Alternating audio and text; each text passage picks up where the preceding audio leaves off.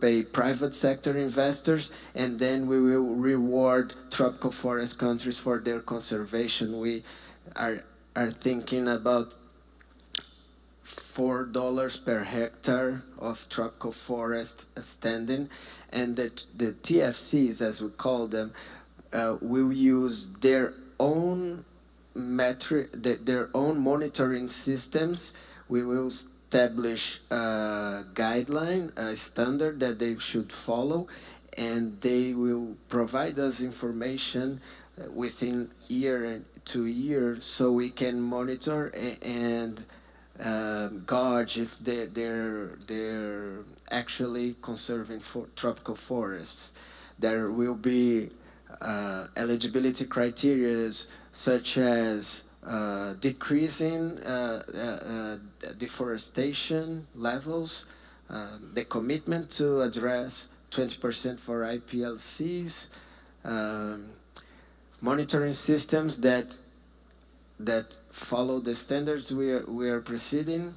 Transparency is key to this endeavor, so we can show to our investors what's been doing and it's taken seriously.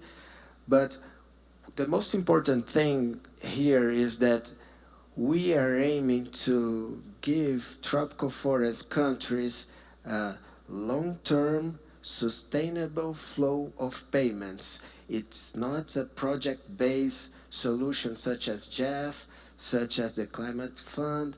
It will be directed to the National Treasury. I was hearing the Minister of Belize here, and he was describing a problem the country faced with a hurricane and then wildfires. How could the tropical forest countries combat these issues without a flow of funding constant to pay for firefighters or number of mechanisms to tackle climate change and its consequences? So this is why the TFFF is designed to be a complement to this whole structure we have, such as RED+, and we will tackle the whole different challenges we have here. Thank you. Thank you, Diego. It sounds like a fascinating initiative. You mentioned that it's a regional undertaking, so it's not just Brazil, but reaching out to 10 other countries. So I wonder if you can talk just a little bit about some of the lessons learned, because we know regional initiatives are tough. But we also know that you want to go far, you go alone, but if you want to go quickly, you go alone. If you want to go far, you have companions. Don't judge me, it's something along those lines. It's an African proverb that I absolutely love. So you are going far, clearly, and you have partners in your journey. A little bit about those lessons that you've had so far, forging that partnership. Yes, thank you.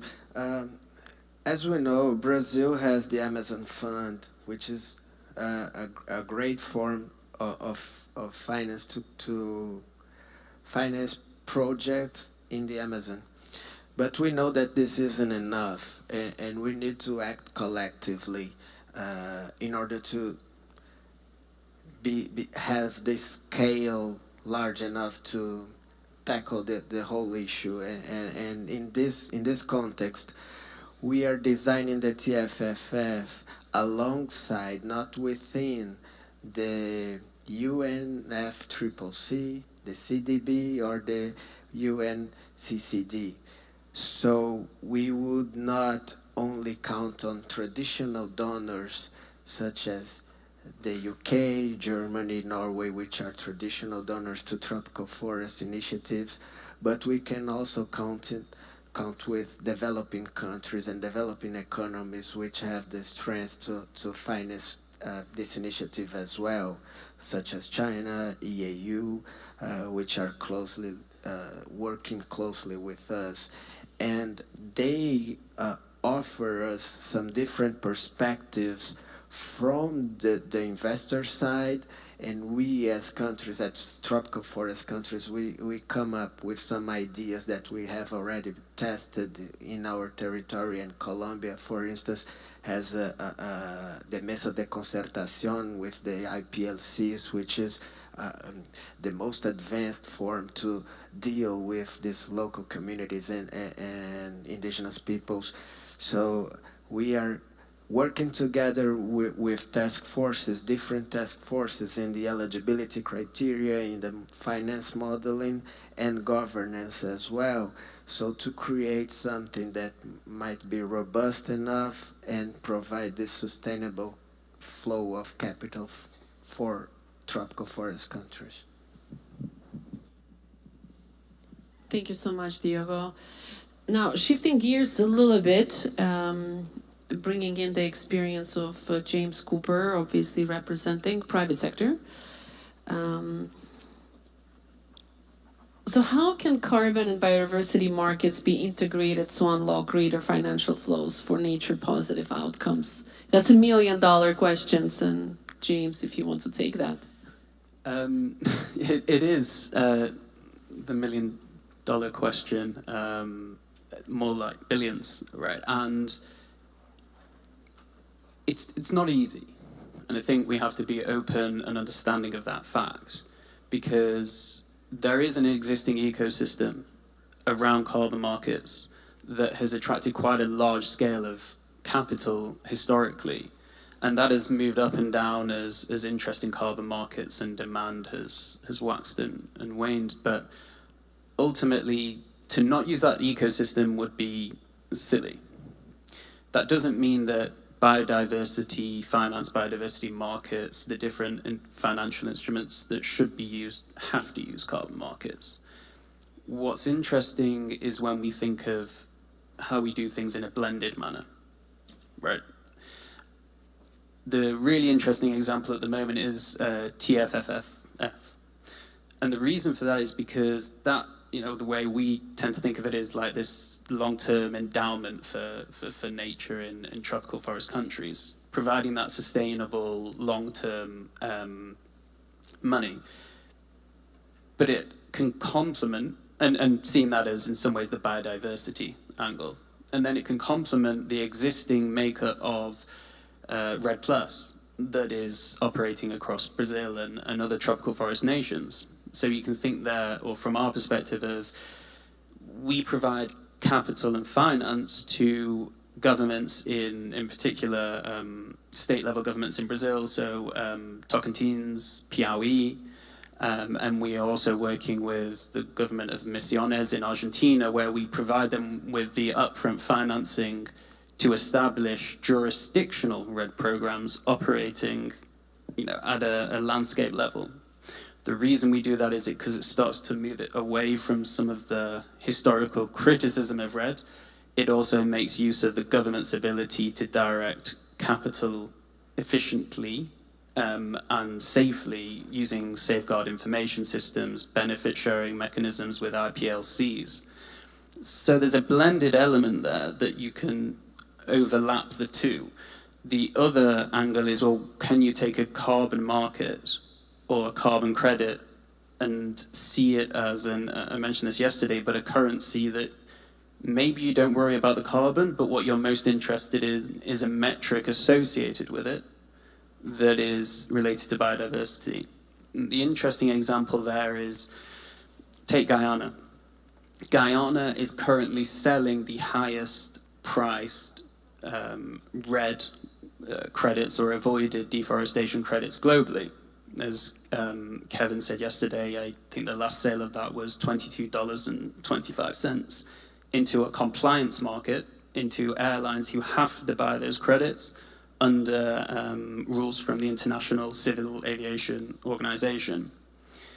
Those credits are issued under the ART-TREE standard, Architecture for REDD+ transactions.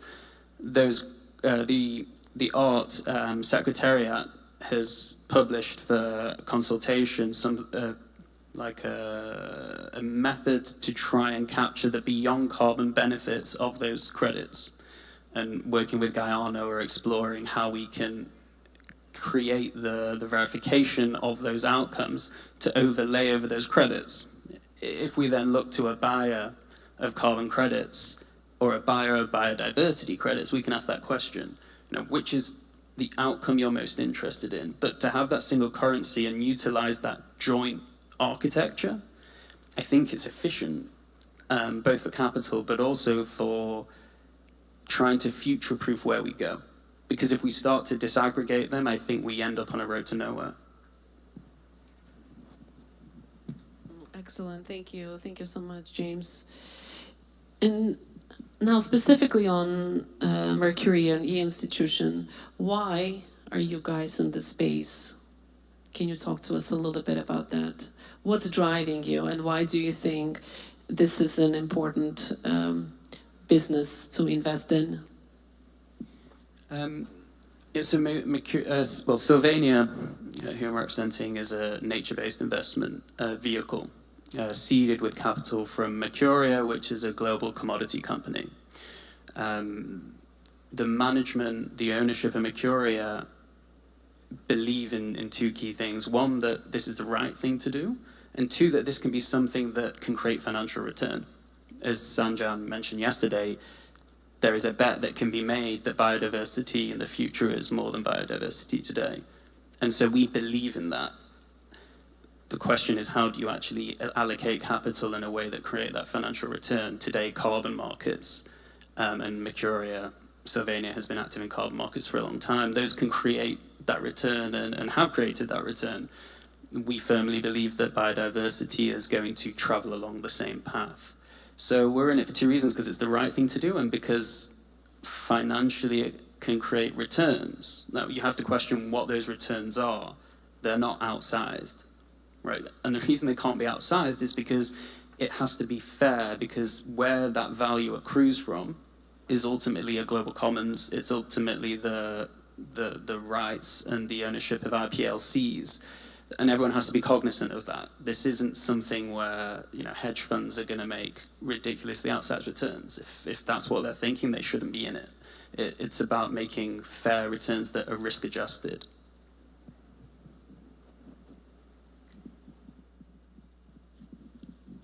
I like that it's because it's the right thing to do and it promises great financial returns. Maybe not great, but good financial, solid financial returns. How about that? I'd like to be able to say they're more solid from being able to look forward, but it's a bet that our company historically that has bet on a lot of products. It's one that we want to make. Yeah. No, thanks for playing in the space. Now, moving to a very important also player in the Caribbean, and that's CBF, the Caribbean Biodiversity Fund. We have Karen McDonald-Gale with us. So, Karen, please tell us, what are some of the most effective financing instruments CBF has deployed here in the region?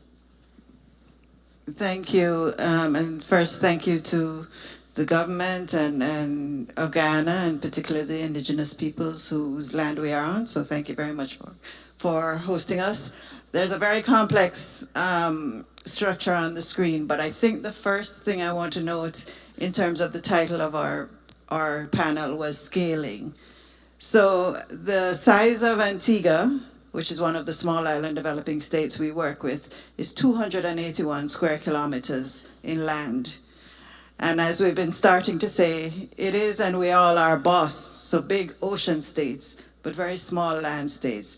So in relation to some of the discussions today, I mean, Sylvania is going to have a hard time for 281 square kilometers, and even less of which is tropical forests. So that's a reality. But when the Antiguan racer disappears, it is still a disappearance across the globe. So that's the context that we have to work in the Caribbean countries, the Caribbean islands that I work with. And I would say that the CBF itself is designed as a conservation trust fund. You've heard that term mentioned many times today. It is the idea of how we make this long term, how we create those financing mechanisms, not mechanism by mechanism, but grouping those mechanisms in a way that makes sense for the range of possibilities, some of which we've heard today. And so the CBF is designed with an endowment fund. We also host, as you see, 2 other types of sinking funds, and we are working on creating other possibilities of finance mechanisms so that there is a range of options available as opposed to this single structure for a number of reasons. One, because in the countries we are working with, there is the need for these hubs to be created. So what we've done with the endowment fund that we have from the government of Germany, TNC, and the World Bank is to create the regional platform, but also national level conservation trust funds. And the idea of those national conservation trust funds is in each of their countries, they establish themselves, receiving regular funding from the CBF, but then building on that to create the opportunities for financial possibilities. So to recognize in the room, the Protected Areas Trust of Guyana is the Guyana-based trust fund. And then we have, if you can read the countries, the list of countries that we are working with across the Caribbean, with the concept and the idea that there must be some order to what we're doing. I think the other aspect of it is it has to be Caribbean focused, and it has to be Caribbean voices. So it's very important to us that the Caribbean leaders, that the countries, the national level conservation trust funds have Caribbean leaders telling us what's happening in their countries as opposed to any other possibility. When they receive the funding, they let us know what is best for the work to be done on the ground. It is a non-government entity, but it doesn't mean there is no government. And it's very important that we work with the governments in the countries to design what makes sense for work on the ground, but that we're flexible enough to do the work in a fashion that makes sense. And so that's the idea and the concept of the CBF, and we expect to continue to grow working with a range of finance mechanisms that we're designing, particularly in the near future. We are hoping to design, under our Blue Economy program, the idea of a blue credit or debit card that will give returns on a more regular, perpetual basis for the countries. You heard Belize mention. I was very pleased to have the minister mentioning the value of conservation trust funds, that exit fees are a very common source of perpetual funding for conservation trust funds in the region. And of course, there are a number of us who have gone through debt swap processes. Thank you so much, Karen. I have to say I was very privileged of visiting the Great Bird Island and holding the Antiguan racer. It was a very special experience. And thanks for reminding us also that the solutions need to be fit for purpose. We do need to talk about localized solutions and what's needed in particular country reality versus big ambitious goals. We do need both, right? So building on what you were talking about, Karen, with CBF, so how do you ensure that the funding reaches the local communities and supports the long-term conservation goals? Right, so the main way of doing that is those national conservation trust funds and other partners in each of the countries. So through the endowment fund, we work through the national conservation trust funds, but through the other 2 sinking funds, we do have partners on the ground and make sure that they receive enough funding for the monitoring and evaluation of the work that they're doing on the ground and to be able to achieve the results they're doing. CBF itself is also totally virtual, so my staff is across the entire Caribbean. The concept, again, being that we have to be in the space with the players that are doing the work on the ground. So the idea is really that we are coordinating, facilitating, making sure that the questions are asked, but the answers have to come from those on the ground in the countries. Thank you, and thanks for mentioning those national conservation funds. I was with the one of St. Lucia last week, in fact, and they're doing fantastic work on another racer, but now it's St. Lucian racer, which is the most endangered snake in the world. I was told we have a hard stop at 12, so we can go through all of the questions. So given that the title for our panel is Scaling Conservation Through Innovative Mechanisms, Can each one of you talk briefly about both challenge and opportunity when it comes to scaling? If I can start with Diogo, is that okay? Yeah, thank you. Scaling is a huge issue for us. We are aiming at $125 billion. And in order to do that, we must attract, until COP30, the most pledges from investor countries. And right now we are finalizing the concept note 3.0, which you will be able to access in our website, tfff.earth. We are planning to launch it in the beginning of August. And from this point forward, I can see a number of eligible countries to TFFF on the screen, and right now we are trying to engage as much as TFCs as possible to welcome the idea and to enter this initiative with us and do a roadshow to attract as much as possible the support of investor countries around the world.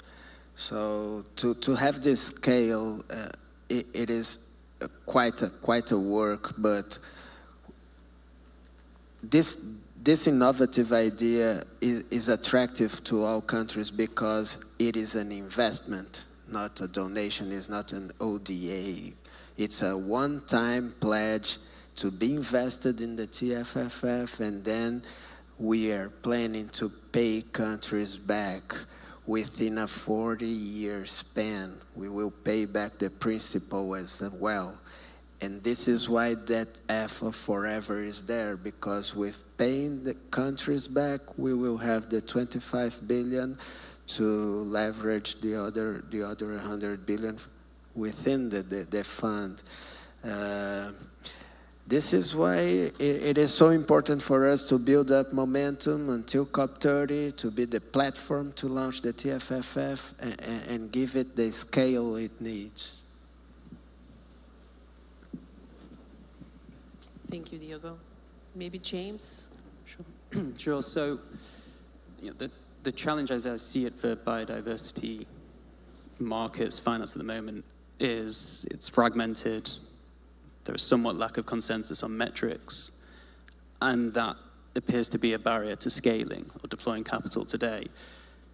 There is the opportunity, though, that we and many believe it will be worth more in the future than it is today, and it makes it an eminently investable asset class. So how do you connect those two? And you need innovative financial structures, and we can look to other sectors in the environmental space for clues as to how you might do that. And just one I'll leave you with a thought with for today is contracts for difference.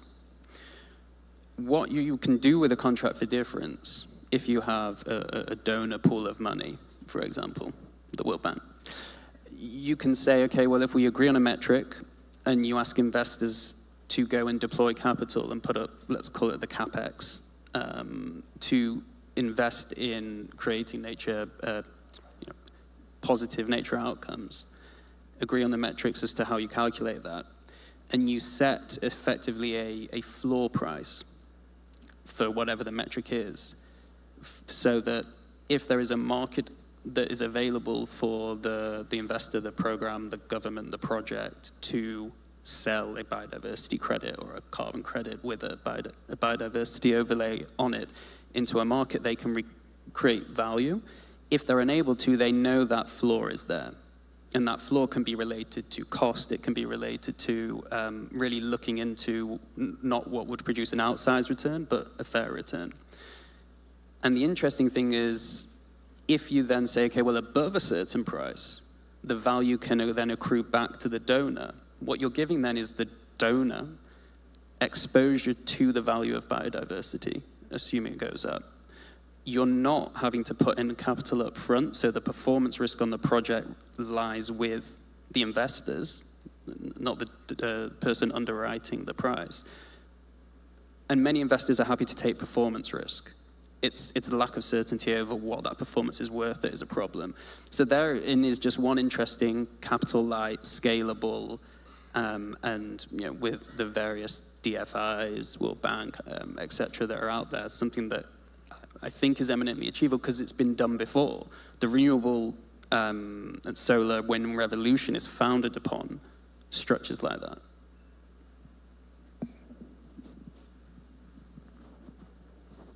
No, thank you, James. It is so true that the certainty and clear message is so paramount to these models to work. Now, to you, Karen, what are your words of wisdom? So I think I spoke a little bit about scale, but I think the word voice is what I would leave with you, both in terms of challenges, having our voices heard, in terms of what's possible in small island states, and particularly in the Caribbean region, but also the opportunity of sharing between us as small island states. A lot of the passion that I have comes from hearing other examples and being able to create and facilitate through the conservation trust funds that we work with the opportunity for the exchange of information so that all of these opportunities reach to those who need it in the countries. So from the microphones down to the ground and getting into projects that make sense. And I really think there is an opportunity for that with these kinds of exchanges.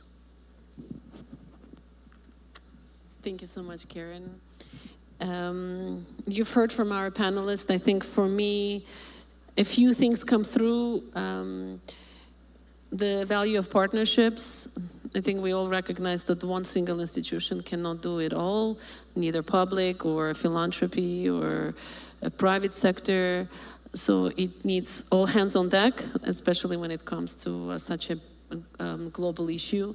And we also heard that it's not just about the biodiversity, so all of the issues are interlinked, right? The climate change, we talked about the forest fires and the issue of pollution. So the interlinkedness or interconnectedness of all of those environmental crises is glaring at us. We also talked about the local solutions, having fit-for-purpose answers and the models that deliver for addressing global issues. And importantly, that banking on biodiversity is good for business, and it is an investable class, right? So James gave us, great ideas of how that's possible. And then last but not least, that the right voices, the voices of those who are on the front lines of biodiversity laws, that's very important. So bringing those voices into this nice big air-conditioned rooms, from those villages in Amazonia, rural areas of Guatemala, etc. So I'll just leave with that. We are on time. I'm very happy to inform you, super efficient. Huge thank you to every single one of the panelists for the work you do. It's important work, it's critical work, and best of luck with your next steps. Diego, Karen, James, thank you. Round of applause.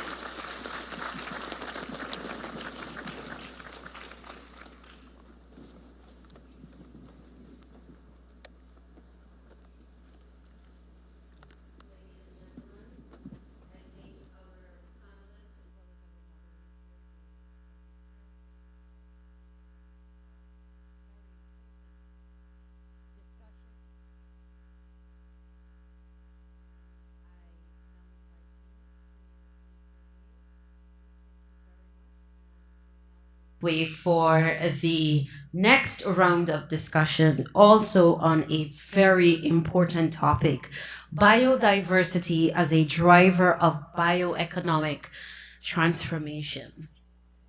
So I now invite the panelists for this discussion,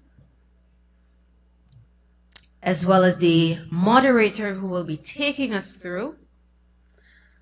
the erudite Dr. Rachel Biderman, Senior Vice President and Chief Field Officer for Conservation International.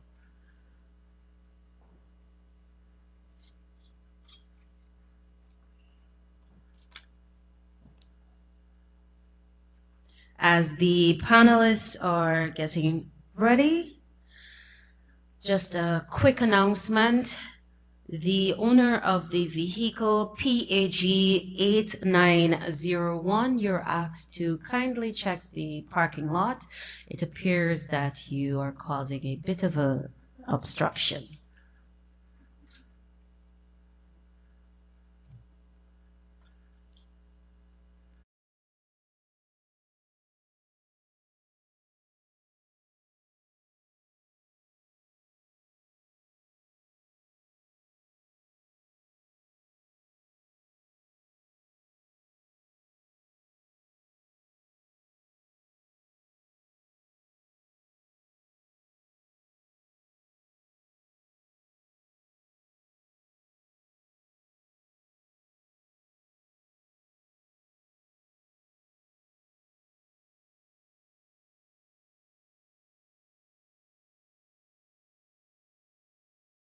Celebrating a Global Biodiversity Alliance, joining forces with many stakeholders in the Amazon, but beyond the Amazon, actually in the world, in supporting biodiversity conservation, but also climate change mitigation and adaptation hand in hand.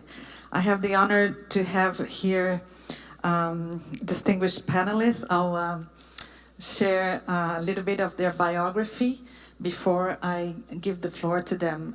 We will have 2 rounds, and you can have 5 to 10 minutes in each round, I think. But if they cut us, maybe we'll have just 1 round. And basically the focus here is on bioeconomy. We heard about the global biodiversity context. We heard about finances for biodiversity. Now we are going to look into how businesses and actual entrepreneurship on the ground take place, so that we can promote both biodiversity conservation and climate change mitigation and adaptation. So we have real and concrete cases from Guyana. We will hear from Matthew about a global network that is supporting at a global level all kinds of entrepreneurship and market-driven solutions, and from Mr. Kaved Zahedi about the experience of FAO. So I just wanted to briefly give a bit of a context on the Amazon, as we are in the Amazon region and we have not much time to be able to save this enormous biome with so much rich biodiversity and cultures and traditions. So many of you may be familiar, but I'm just gonna reinforce a little bit of data, because I find important that we work on the basis of this pressing information. We know that the Amazon represents 20% of fresh water from the world. It has about 13% of the species of fauna and flora from the world. There are 47 million people that inhabit this precious biome. Amongst those people, there are 511 indigenous nations. So there are more nations in the Amazon than there are in the United Nations, speaking more than 300 languages. And this is something I like to bring to the context, because it's not about just saving the forest, it's about cultures and traditions that have been for thousands of years, that we may lose if we also lose the forest or the to climate change. So that's an enormous threat to our humanity. For us to save the Amazon forest, we need to conserve 80% of the biome. We are at 17% of destruction of this biome. We don't have much more room to work. But there's hope, and this panel is about hope, it's about solutions.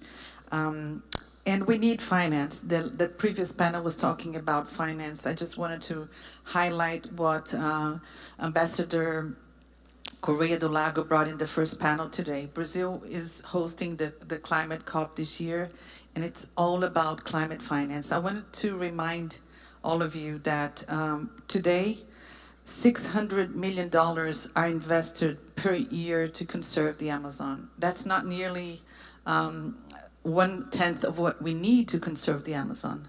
So when we talk about climate finance, we are also talking about Amazon finance. Because as Mr. Van Hildebrand, the leader of OTCA, said, if we lose the Amazon, we lose the capacity to address climate change. So I really want you to stick with those words from Mr. Martin van Hildebrand. We cannot lose the Amazon. The other big number I wanted to call your attention is that we need at least $7 billion per year to conserve the Amazon. And what has just been brought here by James from Sylvania, by Diego from the Brazilian government, and what our colleagues here will bring to you on the businesses that support the livelihoods of the Amazon is what we need to scale up to be able to get where we need to get. We already have many multilateral funds. We have the TFFF being led by Brazil and other governments. These are all solutions that are out there, and many more will come. And the other thing I wanted to stress from Mr. Martin van Hildebrand's presentation is we need to fight all the illegal economies that coexist in the Amazon. There are more than 9 different market streams, if you will, of illegalities. Today, 1/3 of the Brazilian Amazon is controlled by narco and illegal gangs. So that's a big fight. I really want to stress that. But I believe I am an optimist by nature. My organization, Conservation International, works to address solutions. We are pragmatic, we are fast movers, and I think together we can address and fight those economic illegalities. So this is what this panel is about.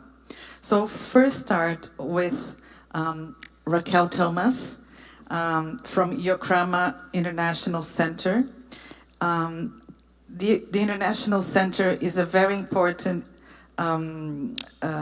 model launched by the Guyana government.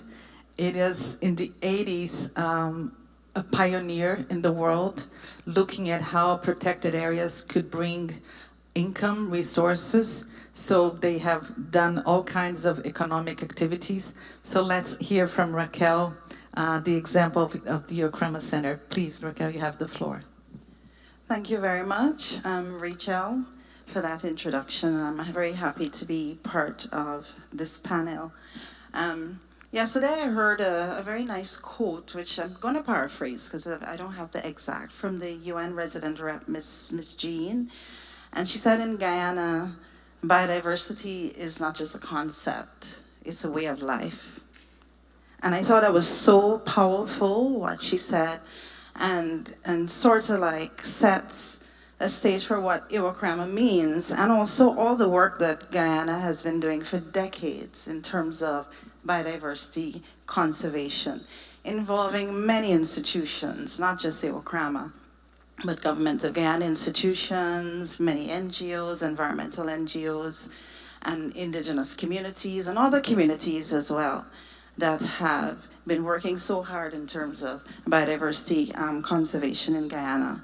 As we all know, or I hope we all know, I see a number of young people in this room, that Iokrama is one of 5 protected areas in Guyana. And while all the protected areas are very special, Iokrama is very, very special.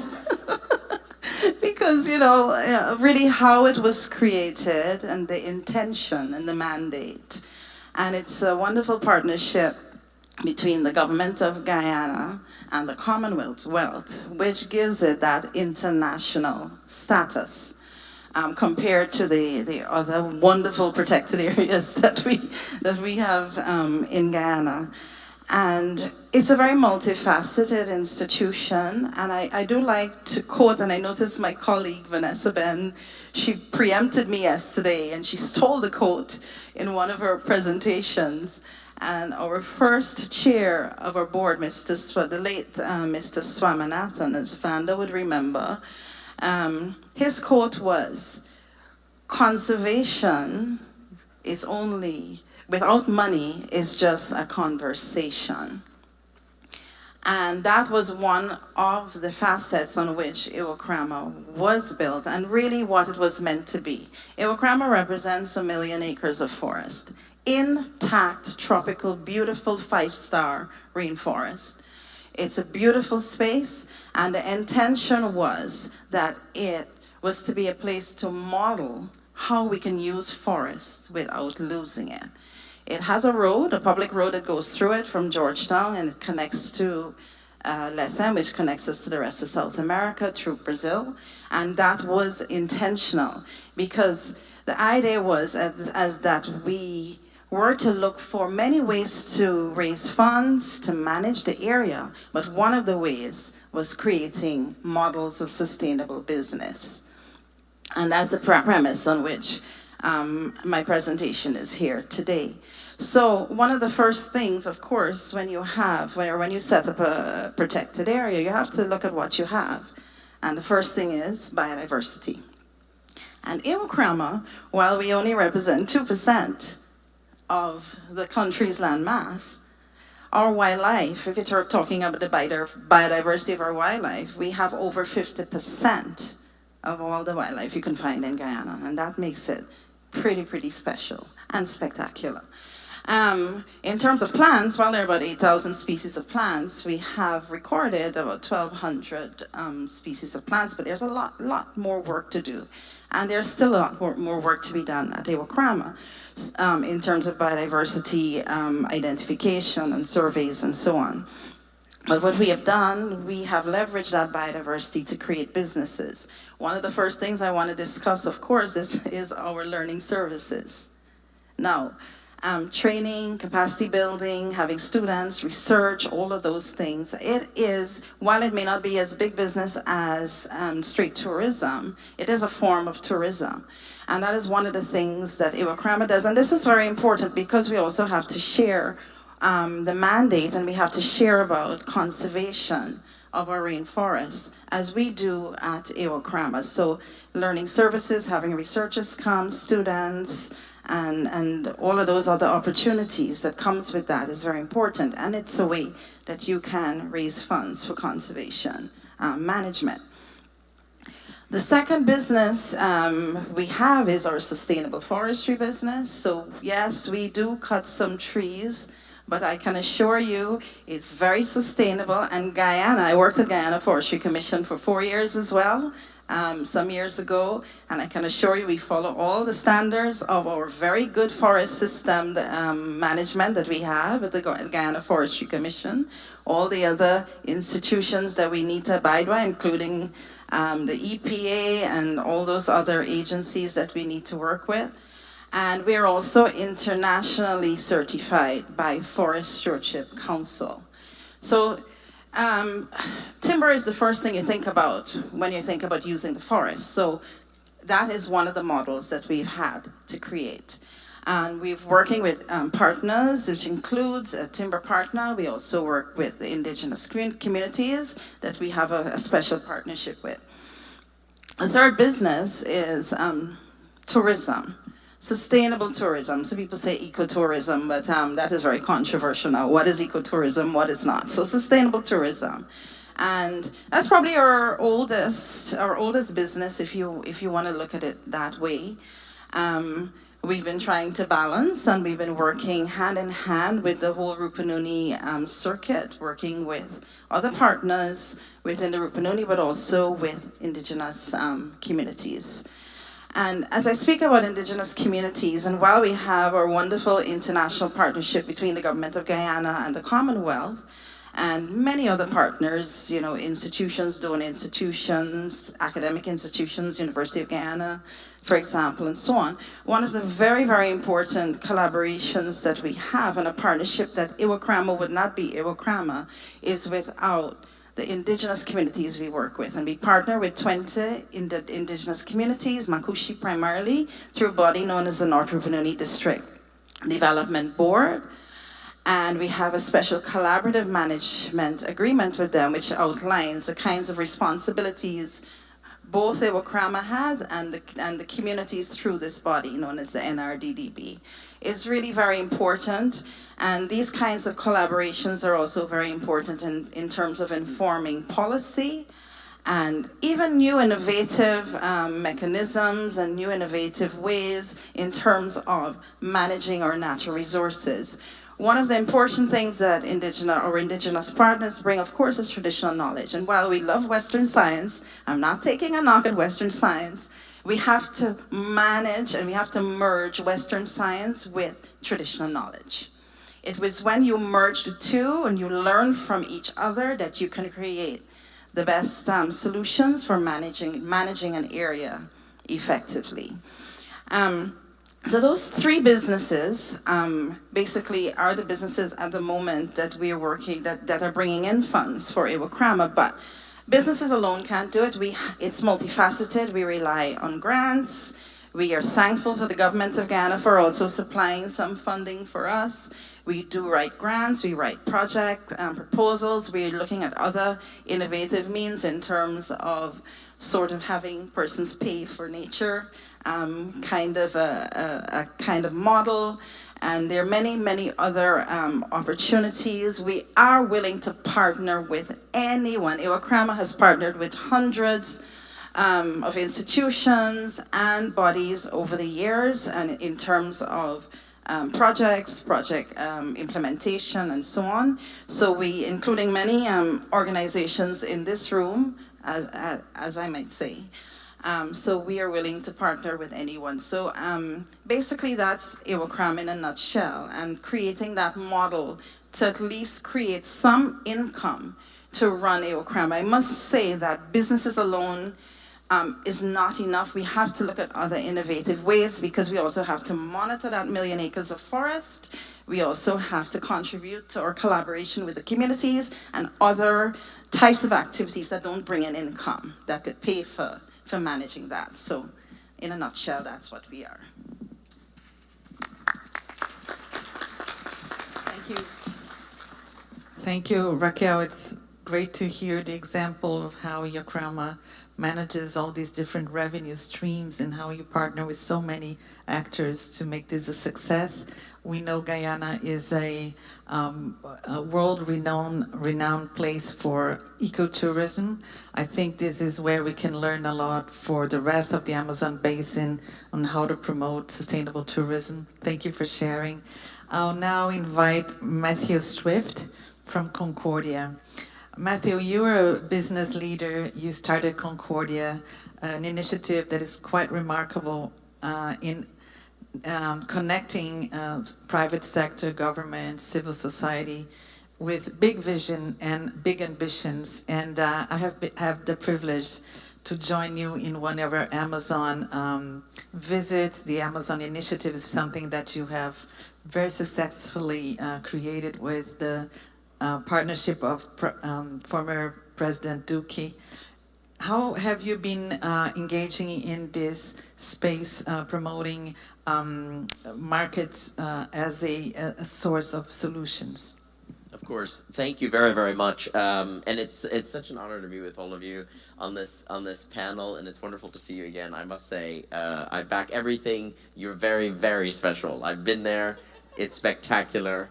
And so I would second that. Let me just also reiterate something that I said yesterday. I love being in Guyana, and I love being back here. This is a wonderful, spectacular country, and everywhere I travel all around the world, I love telling the story of this country, because there is so much about the country that I think people around the world do not know. And when I tell them the story, people are really taken aback and intrigued and wanting to come and visit the country. So I think that's something for everyone here to really think about, is how lucky we are to be here, how fortunate for those visiting, how fortunate we are to be visitors, and for those who call this home, thank you very, very much for having all of us. And hopefully we can continue in whatever way possible to return the favor for you all hosting us, to better raise awareness on the story of this spectacular country. I want to say this. I think we are at a very important moment that I think requires a bit of reflection from every single person in this room. I think we are having a moment of reckoning when it comes to how we approach climate issues, sustainability issues, biodiversity issues, how we approach the intersection of finance and the environment. And I think it's very important that we address two key factors here. The first is, I think we have to talk more in the language of business, not in the language of doing good. Hopefully that's inherent for most good actors in the space, but business. And how governments and companies can come together to make it more appealing for businesses to care about what happens to the Amazon rainforest. Let's talk about from the public sector side. I think the public sector needs to be more pragmatic, needs to be in front of more skeptical audiences. No offense to the COPs of the world or the climate weeks of the world. I'm a convener, I get it. And there is value in having convenings with other institutions that are in the same space and focused on the same issues. That's important. But to see change, permanent change in how we approach things like protecting the Amazon rainforest, we all collectively have to be talking to those that do not understand why this is so important. And we need to talk about it in a way that comes to them and not expecting them to come to us. When President Duque first came to me and said, I want to have a summit, and I want to have a summit in the rainforest.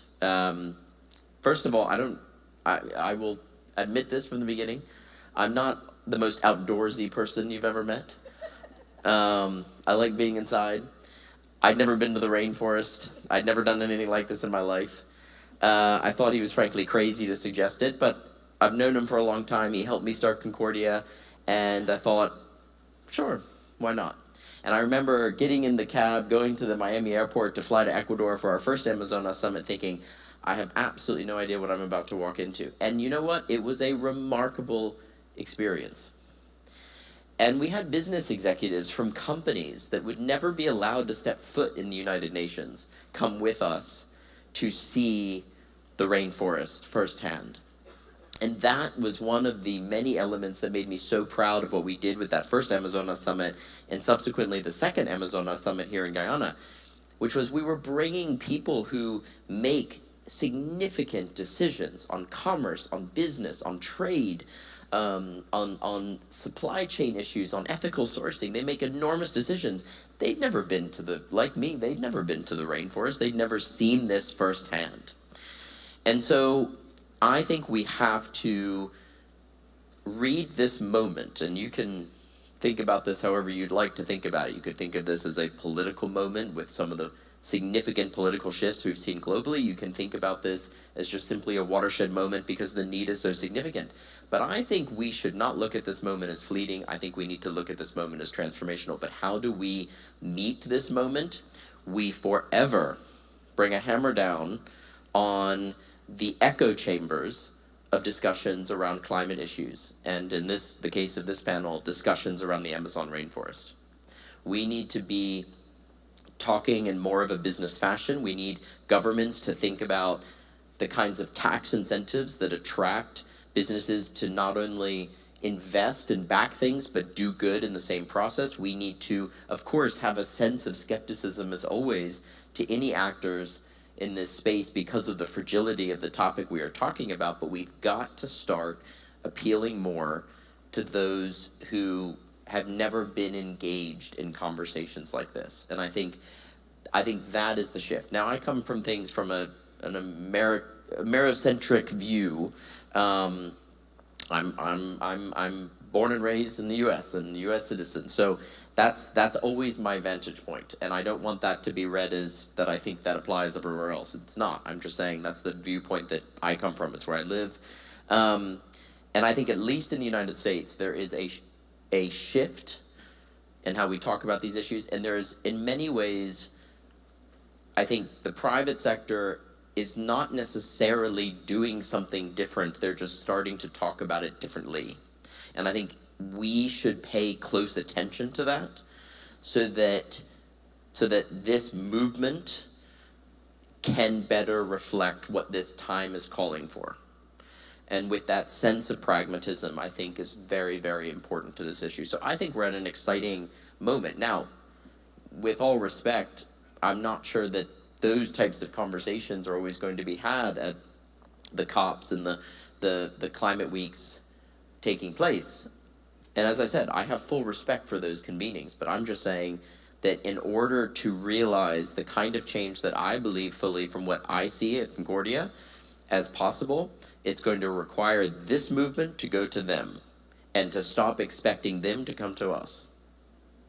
And once we change that approach and we take a more pragmatic approach, I think we're going to see some very, very positive movements and implications here. And I think, frankly, I'm very excited about the opportunity presented, and I think Guyana is the ultimate case study of this. Thank you so much. I loved your call. I love your invitation for our community to make the effort to understand the business community and be talking to them in the way that they will understand. I think this is what this alliance here is all about, bringing those worlds together and finding common solutions. And pragmatism, I think, is one thing that unites us a lot. I'll now invite Mr. Kaved Zahedi from the FAO. FAO has been a model organization inspiring us on sustainable agriculture, sustainable businesses. So I would like to ask you, what does FAO bring to us in this space of promoting sustainable value chains, in particular the Amazon value chains, and how can we promote nature-positive economic transformation?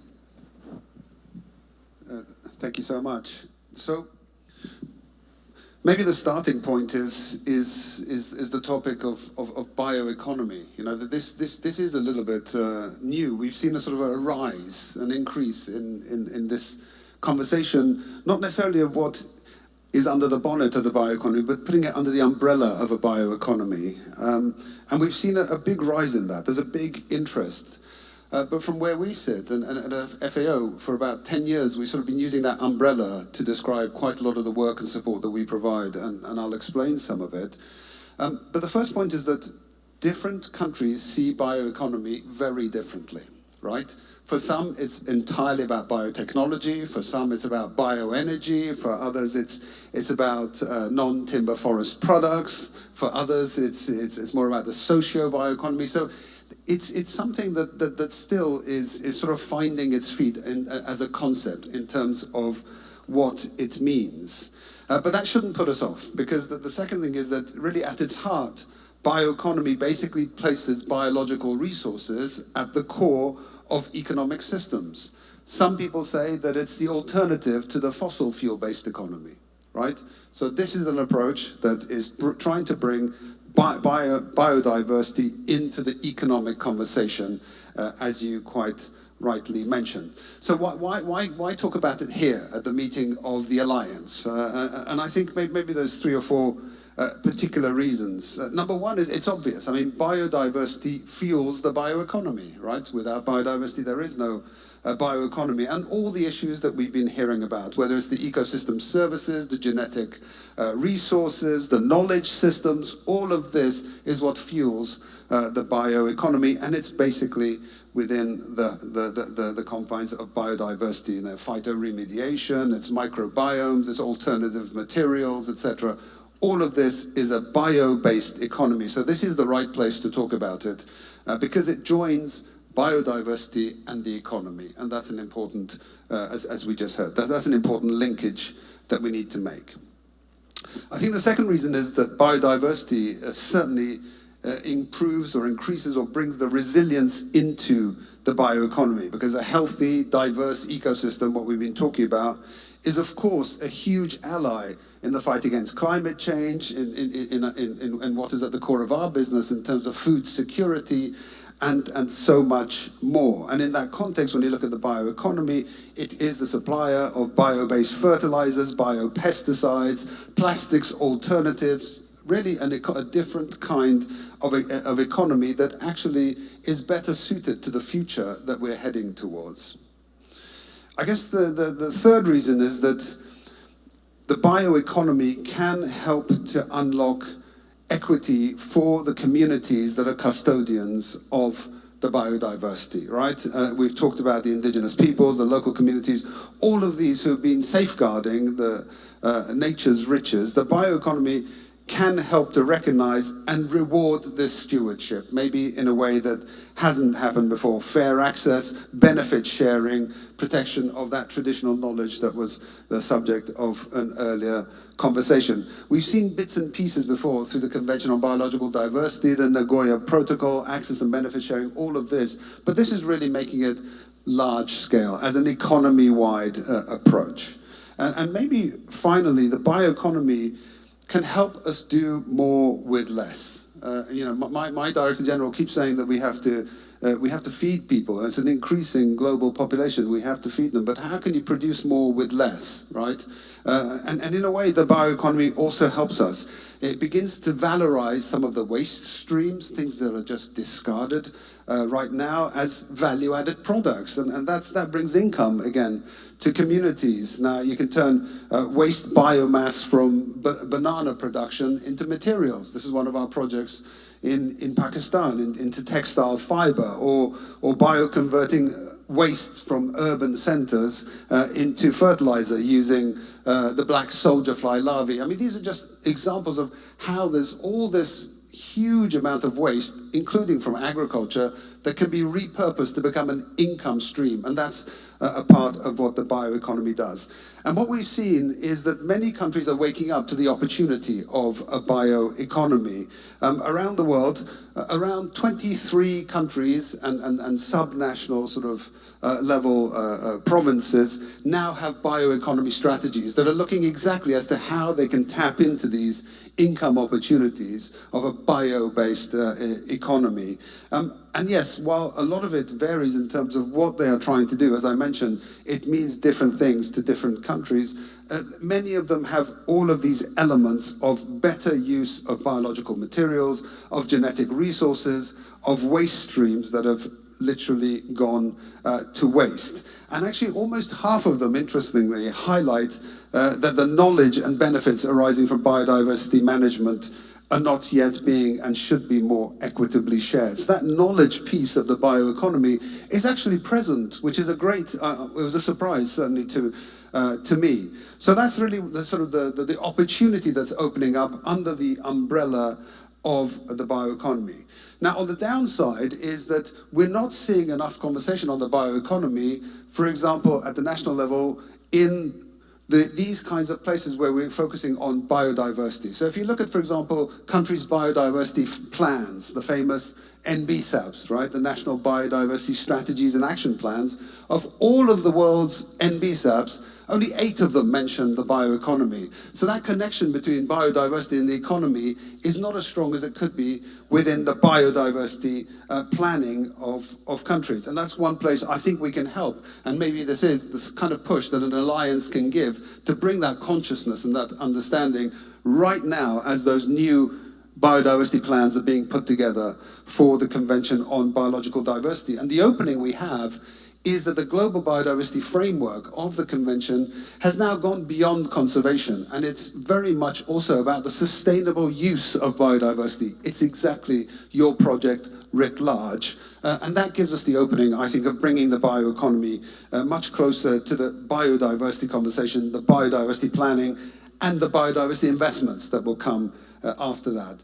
In that regard, let me just say that we have been asked by our countries that are members of FAO, they've recognized this and they said, we need to understand more, we need to replicate these examples that are mushrooming all over the world, and we need to understand it in a way that we can begin to bring some metrics into the conversation, that, you know, it's not a sort of a everybody all for their own. We need a partnership that can help us share examples, and to some degree this is inspired by the fact that this conversation has reached the highest levels, right? You saw that at the G20 under Brazil's chairmanship, bioeconomy was one of the issues.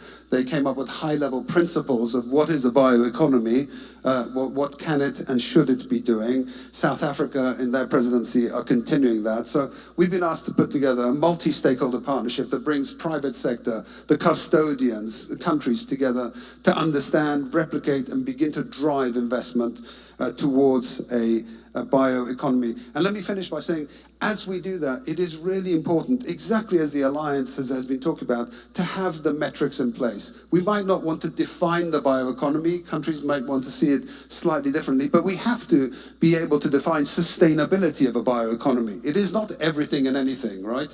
And we have to put the parameters around exactly what that means. And we have come up with quite tight metrics of what is a bioeconomy, how do you measure a bioeconomy across all of these sectors, including, of course, and importantly, the forest-based bioeconomy that's going to be so vital for the Amazon and the Amazon's future, or the future of the people that depend on the Amazon forest. So that, for us, is some of the work that we have been undertaking in the bioeconomy as FAO.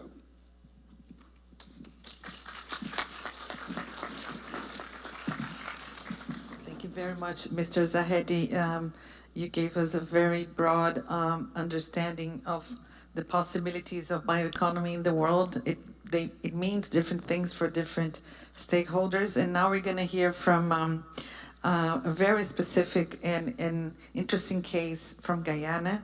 I invite Melanie McTurk to talk about the experience of the Karanambo Lodge and how you have translated all these concepts of economy to a very concrete business. The Karanambo Lodge is in the Rupununi region. For those of you who haven't been, I highly recommend. It's jaw-dropping. It's one of the most pristine ecosystems in the world. And what lessons from your model can inspire other businesses that are working in the forest and for the conservation of biodiversity and inclusion of local communities? Well, first of all, good afternoon, good morning, everyone. I'm so pleased to be here. Well, first of all, let me tell you a little bit, for those who may not know Karanambo. The Karanambo story is an old one. You know, we've been there for nearly 100 years. And the Karanambo story starts in much the way as many other people around this room, their family story starts, in that we were part of the world that we were born in. And so in the early days of Karanambo, it was a cattle ranch. We were collecting balata from the trees. We were slaughtering arapaima. We were hunting for our food. And we were taking from the land because we assumed that it would always be there. But like everyone else, we started to realize, and this is the genius of Deanne McTurk, in that she was the first person who recognized that there was an impact to what we were doing. That as leaders in the Rupununi, because of the unique position in the Rupununi of Karanambo, many communities were coming to Karanambo, many homes, their livelihood was dependent on Karanambo. And so the practices and the techniques that we perfected were being taught and all across the region. And it was Diane McTurk who recognized that there was an impact to what was being done. And more importantly, that we needed to change how we were interacting with nature if we expected to be able to live in this space in the future. And Dee did two things that I think at the time were very revolutionary. She recognized, one, that we had to take decisive action for protection. And two, she recognized that people had to be at the forefront, at the core of that action, that we could not make an impact if we weren't thinking about the people themselves. Because the reality is, and this is where I come to the lessons learned. People are not the problem. If you think of people as the problem, they will become the problem, right? The reality is people are not inherently evil. People are hardwired to care for their families, to care for their children, to look after the people around them, their communities. And in a context where there are no other opportunities, they rely on the land. If we can give people an option, a new opportunity, something that allows them to live with dignity, to care for their families and care for the land, then the majority of people will embrace that option. Because especially in the Rupununi, there is no separating people from the land. It is the life's blood.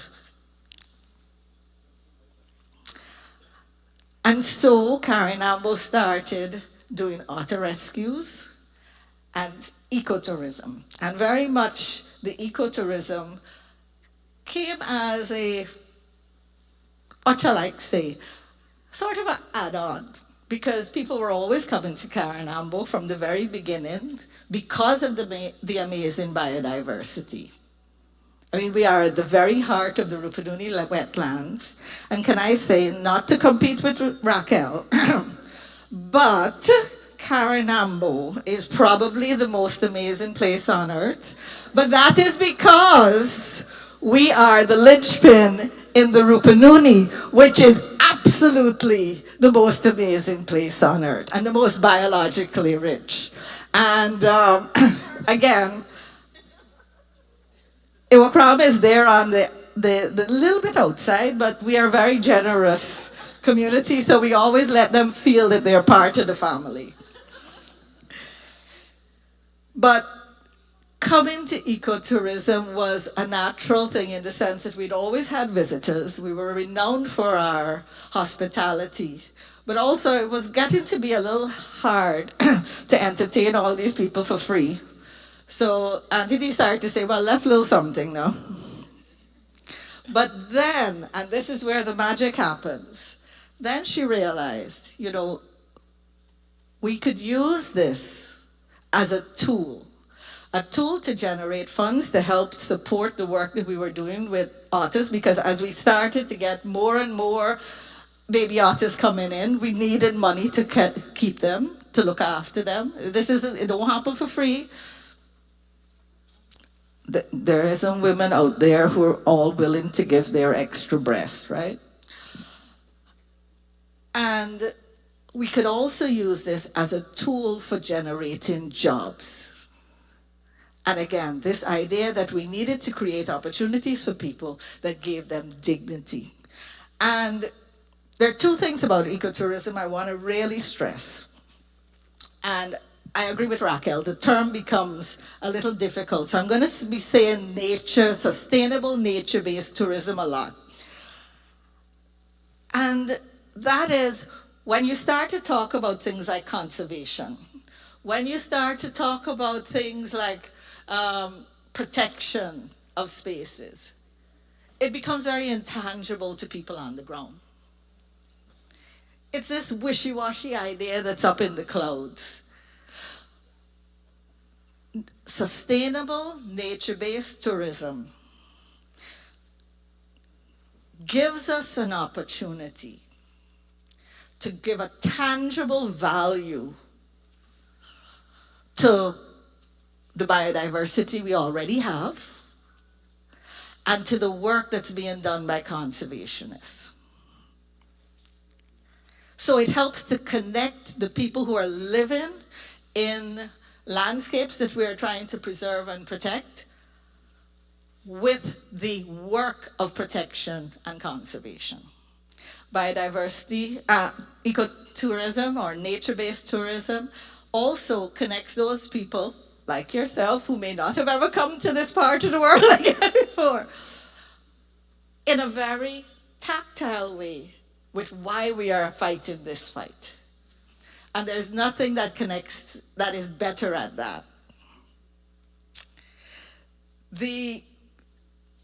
So there's an immense value to nature-based, sustainable nature-based tourism from that perspective. But again, I genuinely believe that we also have to look at this from a business perspective. And that is where I find it very interested. If you look at the Rupununi, over 60% of the people in the Rupununi work in the tourism sector at some point during the year. If you look at the GDP, the tourism sector is the next highest contributor after oil and gas and timber and mining, which means of the non-extractive industries, tourism is the highest contributor to GDP. So what else? I don't want to go further on there, but what else have we learned in our time with doing nature-based, sustainable nature-based tourism? Well, the other thing we learned is Carinambo's, in the grand scheme of things, really small. And we don't have a lot of resources. But we got lots of friends. And this is where, understanding the power of collaboration, of getting together and finding the people who believe what you believe is so important. And that's why this conference, this summit is really important. Because as we know, biodiversity, animals, plants, they don't know barriers. We genuinely need contiguous networks of protection.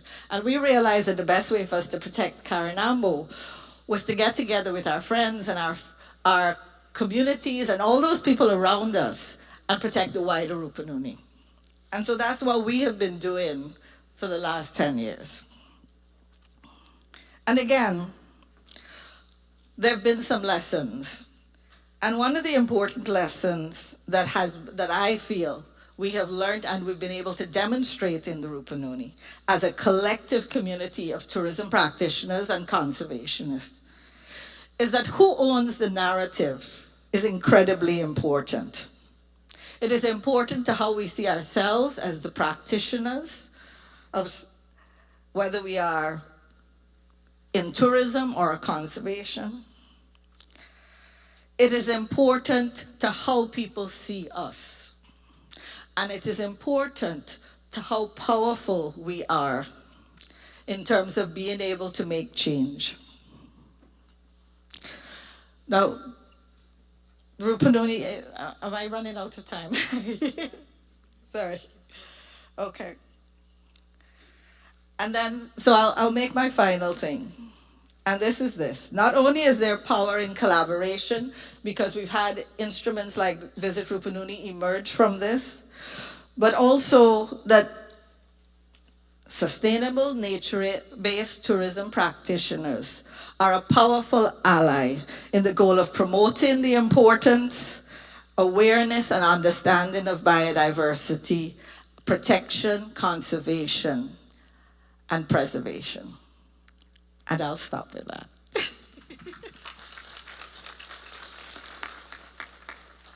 Thank you, Melanie. What a powerful message, and also about human nature and the will to make a business thrive on human values and conservation altogether.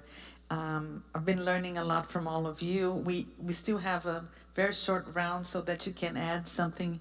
But before I pass you the floor, the opportunity, I just wanted to illustrate with one example, one anecdote I've been involved with. In the past 2 years, there's a group of about 30 organizations from the whole Amazon basin, from the 9 countries, that have put together a network called the Pan-Amazonian Bioeconomy Network. We started that in June in 2023. We understood that bioeconomy not only was a big word, but a big opportunity. We understood that there are many colors to bioeconomy, as you very clearly put, Mr. Zahedi, but we chose one aspect of bioeconomy to work together. We understood that from the 47 million people who inhabit the Amazon, 2 million of which are indigenous peoples, there's a big need for sustainable economic solutions for their livelihoods. These are the custodians of the forest, of the different ecosystems in the Amazon, and they live under the poverty line. So unless we find a real solution that brings income to these different communities and people, we will not save the Amazon, we will not achieve the 1.5. So at the very heart of it, if you think about it, the custodians of the Amazon, 2 million of which are indigenous peoples, are in hunger. So how can we possibly think about saving the Amazon in such a situation? So we got together as a community from multilateral development banks, the World Bank, the IDB. We have NGOs like ours, the Conservation International. We have investors, impact investors, big banks, entrepreneurs, ecotourism leaders, and we invite all of you to join us, by the way. This whole idea was, let's work together and to do the leapfrogging we need to do in the Amazon, to be able to get where we need to get. And imagine, and together we are imagining this big solution. So I invite you to learn a bit more about the Bioeconomy Network, the Pan-Amazonian Bioeconomy Network. We just had our meeting in Leticia last week, and we learned from one another about finance, about markets, about sustainable solutions, and we want to work as a collective to be able to deliver. So after sharing this story, I want to go back to Raquel, to Matthew, to Kaveh, and Melanie, and give you the opportunity to share with us, positive stories. Where can we get? I heard a little bit of very healthy competition between the different lodges and ecotourism business. I find that very healthy. What other stories can you share with us of a success that we can bring to this community here, but also beyond to the whole Amazon and other different ecosystems as market solution or business solutions for conservation? Please, Raquel. I just want to add that Melanie can't get away from Iwokramish, so she did work with us for a little bit as well. We've touched many lives in Guyana.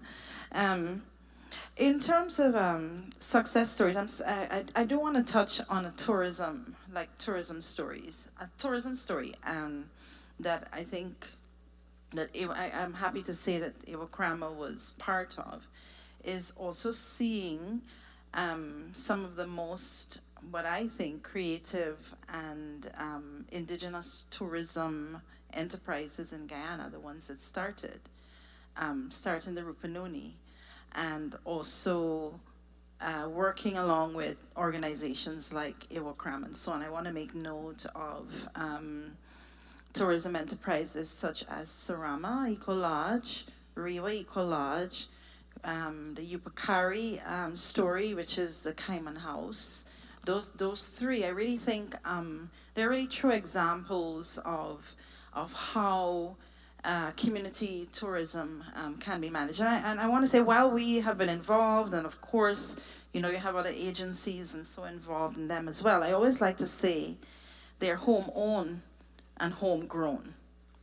It's from the people, with the people, and I really am proud of you know, being affiliated as an organization to some of these tourism enterprises, and encourage. I know there are a lot more tourism stories developing around the country with the assistance of the Guyana Tourism Authority and other agencies, and you know, offering other stories as well. But I think those three stories are certainly foundational in terms of, for communities who really want to do business, to link with those particular communities and hear their stories and see how they manage the businesses and how benefits are shared at the end of the day. Thank you so much. Mr. Zahedi, please, any final thoughts? Thank you. So, I mean, I guess I'd go back to the big opportunity that this presents, and it's an opportunity not just to raise some funds to protect, but it's an opportunity to sustainably use this amazing resource of biodiversity for the communities themselves. You asked for examples. I mean, there's many. I remember sitting in the meeting of the G20 last year, and Brazil said, "Oh, it's over 40% of our economy or GDP depends on the bioeconomy." And then Germany came and said something similar. And so it's maybe we haven't just looked at it in the way that we need to understand, but we've heard it here as well. We sort of take for granted the bio-based solutions and economy that is available to us. It might be just of creating the supply chains and the markets for acai out of the Amazon, right? So that those communities have additional income that they can then use for their livelihood. So I think this is a big opportunity of a bio-based economy that goes beyond raising a little bit of money that can help us protect pieces of that biodiversity.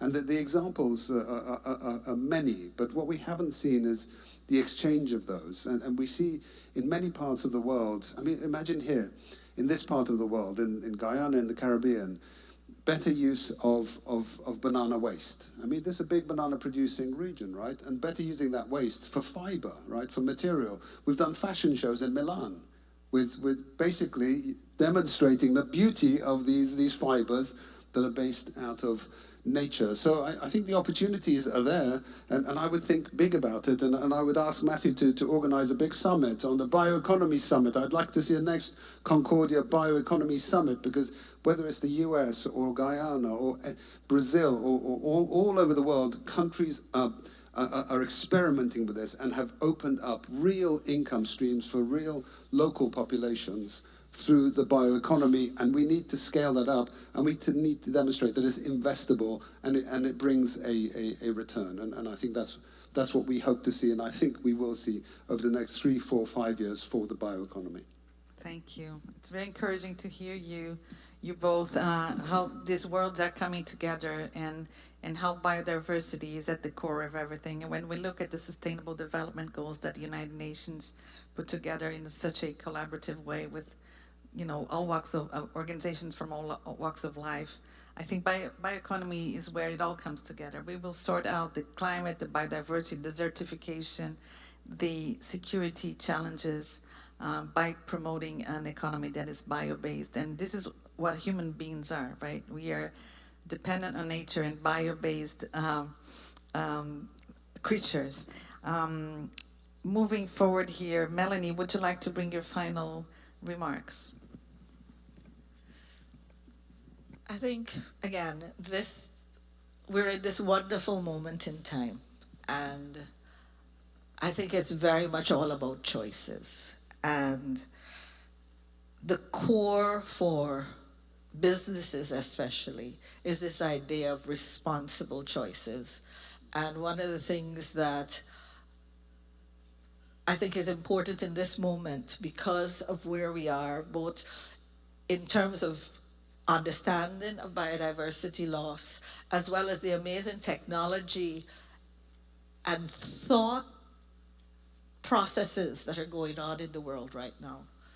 I think we're at a unique moment where not only are we able to embrace those things that we love by saying, look, let us be led by our hearts and do the right thing, but that we now have the tools in terms of technology, as well as a growing sense of responsibility among our corporate sectors that allow us to galvanize that all into making better choices for the future of our world at large, to enable, to ensure that not only are we putting the policies in place to enable that average people out there make the right choices, but also that we put the funding that's necessary to make that a reality, because it's, again, it's not enough to passionately care about something. You have to have the money in your pockets, the cheese to rub together to go out and make it happen. Thank you. Thank you so much. Matthew, I cannot help but ask you, for me, Concordia is such a beautiful name, with the heart. I don't know if that is how it translates, or with passion. What was in your mind when you created this vision for humanity, when you put together this amazing initiative called Concordia? And your final words as well, please.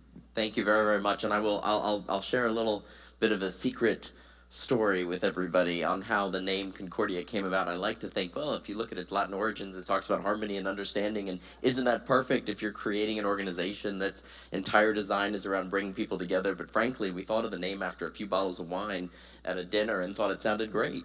Then we learned what the origins of the word were. So I wish I had a better, more thoughtful answer as to how we came up with the name. But no, it is a great name. I'm very proud of it. Concordia was the convergence of the, frankly, passions that my co-founder, Nick Logothetis, and I had and continued to have while we were both students.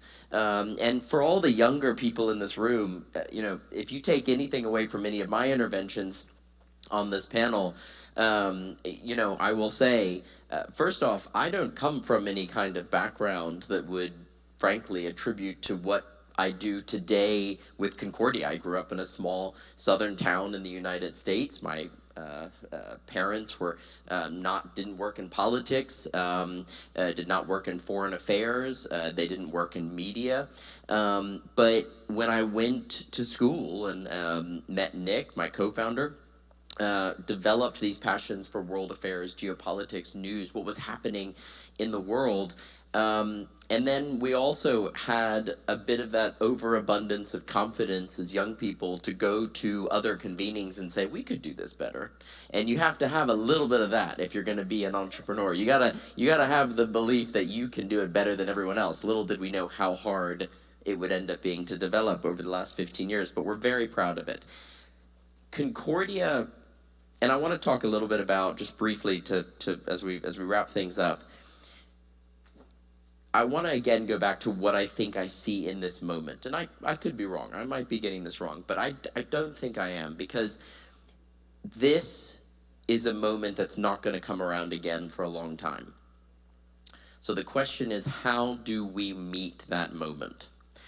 And for instance, when I look at the evolution of our summits, we used to talk a great deal about philanthropy. We still talk about philanthropy, but at a fraction of how much we talk about market-driven solutions to issues. Because philanthropy is a wonderful, should always, in my view, be looked at as a wonderful short-term solution.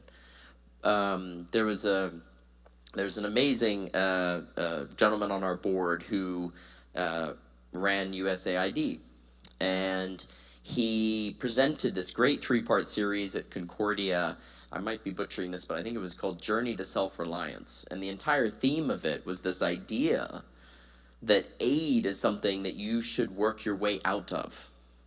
and that we lost sight of that, which is one of the reasons why I think we're having the sort of moment we might be having in the United States and in other countries in terms of this reckoning of, has what we've been applying to these issues and subjects really worked or not? And you brought up the Sustainable Development Goals. I agree, fantastic framework and done in a very collaborative way. At this point, based on the Secretary General's last report, we'll be lucky to meet 30% of those goals by the time we get to 2030. So what's the solution? What's the answer? I think it's making the tent bigger, not smaller. I think it's making things very focused on those long-term solutions, that pragmatism, and yes, to some extent, thinking about the language of business and profit when factoring in what are the solutions that we're bringing to the table, because these issues affect everyone globally. President Duque, I love when he talks about the Amazon rainforest and describes it as the lungs of the world, and Guyana has one of the most remarkable parts of that. The key now is we need to go out there and make sure everyone else knows that and understands that. And so thank you for hosting this panel, and thank you to President Ali for putting together this alliance, because I agree. I think this alliance is a type of framework that embodies what I am talking about when it comes to how to seize this moment. So thank you very much. Thank you, Matthew. I also want to thank President Ali and especially the organizers of the event. I cannot forget a dear colleague of mine, Priya Rampersad, who's doing this behind the scenes, sitting somewhere over there. If not for Priya, I think most of us wouldn't be here. I think this message coming from Guyana to the rest of the world is a very powerful one. I'm very honored to be here in Guyana, learning so much from all of you. Thanks for being here, and let's work together. We will get this right. Thank you.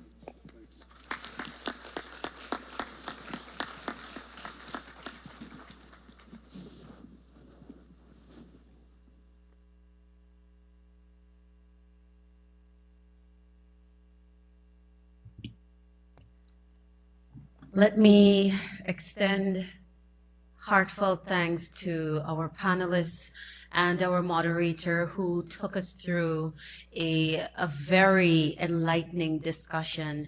And I'm sure that we can all walk away, and particularly as we are now upon the lunch hour, we are reminded of the importance of having all hands on deck. This is truly an important conversation, and it requires all of us to be present in this moment, to understand its power, to understand its significance, and to be true ambassadors of the message that protecting biodiversity is no longer an option.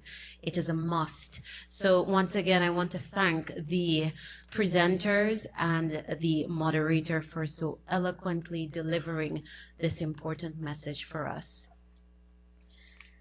At this time, I want to invite you all to the break for lunch, which is going to be a hard stop at 2. And I want to invite you back to the room and to urge you to please be prompt. We have 3 more panel discussions before the close. They're very important topics that are ahead of us. And I ask of you to work with us on maintaining this time. So without further ado, please enjoy lunch, and I'll see you back in the dome.